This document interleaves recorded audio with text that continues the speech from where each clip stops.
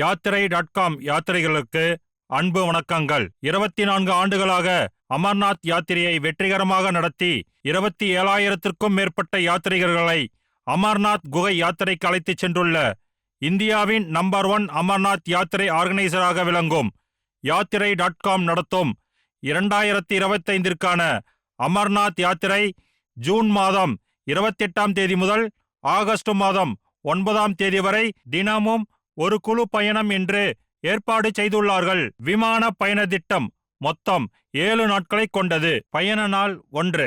அதிகாலையில் சென்னையிலிருந்து விமானம் மூலம் புறப்பட்டு டெல்லி வழியாக ஸ்ரீநகரை காலை 7 மணி அளவில் சென்றடைகிறோம். ஸ்ரீநகர் விமான நிலையத்தில் எங்களின் தமிழ் பேசும் கைடை சந்தித்து ஸ்ரீநகர் விமான நிலையத்தில் காலை சிற்றுண்டியை முடித்துவிட்டு 4 நபர்களுக்கு ஒரு இனோவா கார் என்ற வகையில் இனோவா கார் மூலம் சோன்மார்க் நகரினை நோக்கி புறப்படுகிறோம்.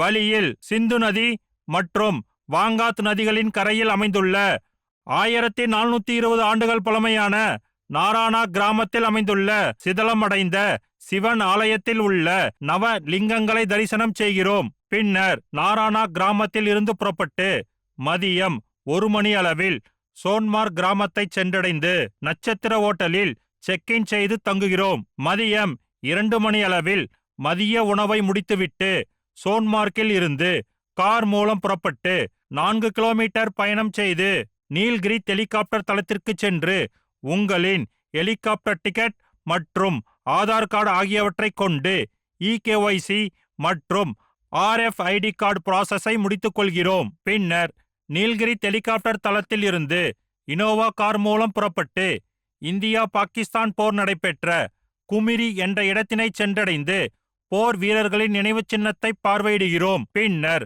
அருகில் உள்ள 0 பாயிண்ட் என்ற இடத்தில் அவரவர் சொந்த செலவில் பனிக்கட்டிகளில் சறுக்கு விளையாட்டு மற்றும் பைக் ரைட் செய்து விளையாடுகிறோம். பின்னர் 0 பாயிண்டில் இருந்து கார் மூலம் புறப்பட்டு சோன்மார்க் கிராமத்தை வந்தடைந்து சோன்மார்க்கில் உள்ள சிவன் ஆலயத்தை தரிசனம் செய்கிறோம். அன்றிரவு சோன்மார்க் ஓட்டலில் நடைபெறும் அமர்நாத் யாத்திரை பற்றிய விரிவான கலந்துரையாடல் நிகழ்ச்சியில் கலந்து கொள்கிறோம். இந்த கலந்துரையாடலுக்கு பின்னர் இரவு உணவை முடித்துவிட்டு சோன்மார்க்கில் உள்ள நட்சத்திர விடுதியில் இரவு தங்குகிறோம். பயண நாள் 2. அதிகாலை 4 மணி அளவில் சோன்மார்க்கில் இருந்து கார் மூலம் புறப்பட்டு 10 நிமிட பயணத்திற்கு பின் அமர்நாத் அடிவார பகுதியான நீல்கிரித்தை சென்றடைகிறோம். பின்னர் நீல்கிரி ஹெலிகாப்டர் தளத்திலிருந்து ஹெலிகாப்டர் மூலமாக புறப்பட்டு 7 நிமிட பயணத்திற்கு பின் பஞ்சதரணியை சென்றடைகிறோம். பஞ்சதரணியில் இருந்து அவரவர் சொந்த செலவில் குதிரை அல்லது பல்லாக்கு மூலம் 5 கிலோமீட்டர் பயணம் செய்து அமர்நாத் குகையை சென்றடைகிறோம். அமர்நாத் குகையில் பனிக்கட்டியால் ஆன சிவலிங்கத்தினை தரிசனம் செய்கிறோம். மேலும் 51 சக்திபீடங்களில் முதன்மையானதாகவும் பனிக்கட்டிகளால் அமையப்பெற்ற பார்வதி தேவி மற்றும் விநாயகரை தரிசனம் செய்கிறோம்.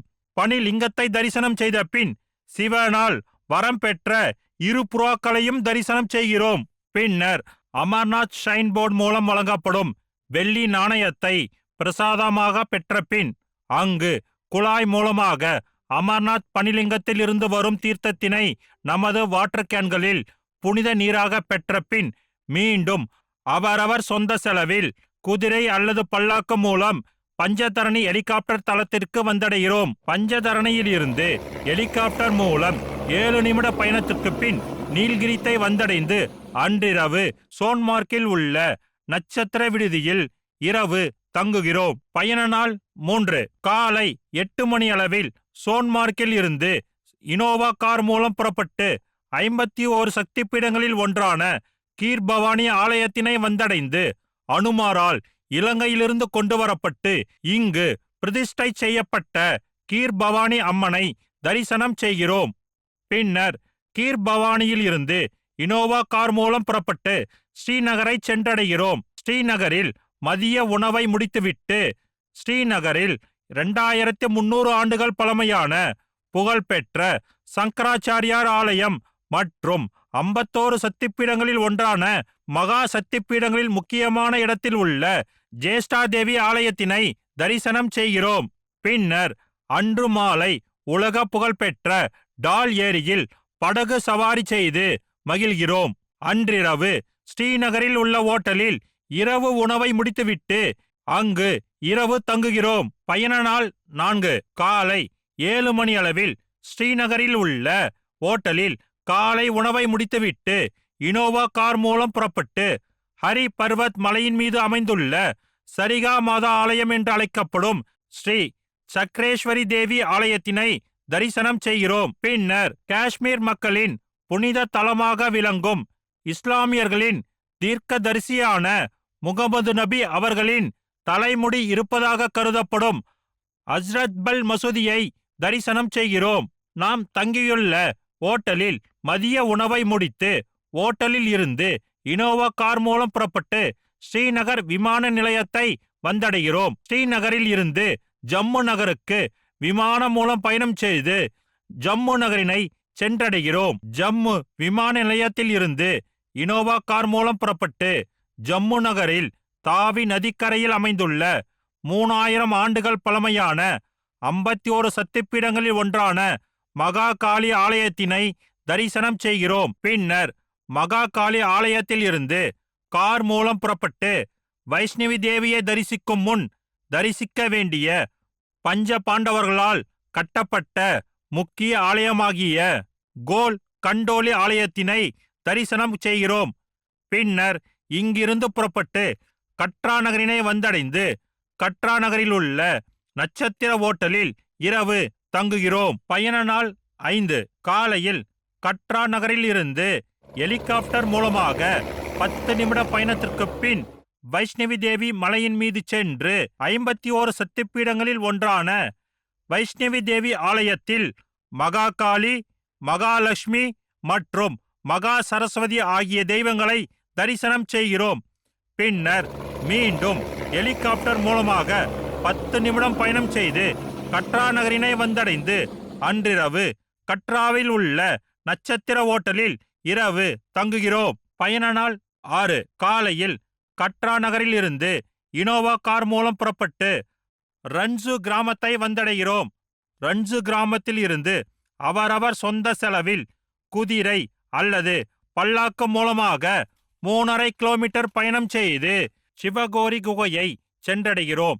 சிவகோரி குகையில் உள்ள பாறை இடுக்குகளில் தவழ்ந்து சென்று சுயம்பு சிவலிங்கத்தினை தரிசனம் செய்து பின்னர் அருகில் உள்ள மற்ற தெய்வங்களை தரிசனம் செய்கிறோம். மீண்டும் அவரவர் சொந்த செலவில் குதிரை அல்லது பல்லாக்கு மூலம் 3.5 கிலோமீட்டர் பயணம் செய்து ரன்சு கிராமத்தினை வந்தடைந்து ரன்சு கிராமத்தில் இருந்து கட்ரா வரும் வழியில் சிகர் பாபா வாட்டர் ஃபால்ஸை கண்டுகளிக்கிறோம். பின் இங்கிருந்து புறப்பட்டு கட்ரா வரும் வழியில் உள்ள நவதேவி மாதா ஆலயத்தினை குகைக்குள் சென்று தரிசனம் செய்கிறோம். பின்னர் அருகில் உள்ள பாபா அகர்ஜிட்டோ ஆலயத்தினை தரிசனம் செய்கிறோம்.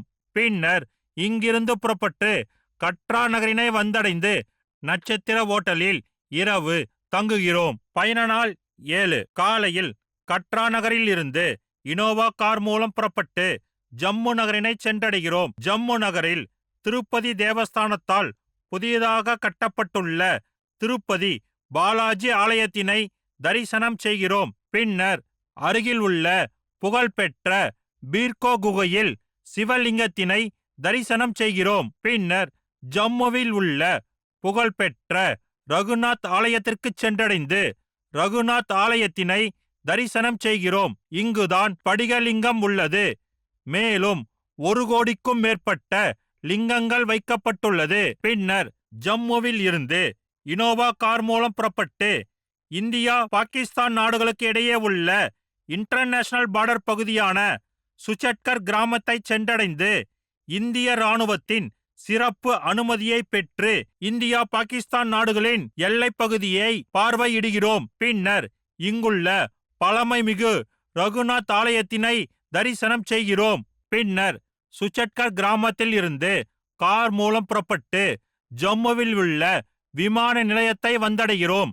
ஜம்மு விமான நிலையத்தில் இருந்து மாலை 7 மணி அளவில் விமானம் மூலம் புறப்பட்டு டெல்லி வழியாக சென்னையை இரவு 11:30 மணி அளவில் வந்தடைந்து அமர்நாத் பனிலிங்கம், வைஷ்ணவி தேவி ஆலயம், சிவகோரி குகை மற்றும் பல்வேறு ஆலயங்களை தரிசனம் செய்த இனிய பயண நினைவுகளுடன் யாத்திரை.com வழங்கும் அமர்நாத் சிலோன்மணி என்ற அடைமொழியுடன் அவரவர் இல்லம் நோக்கி புறப்படுகிறோம்.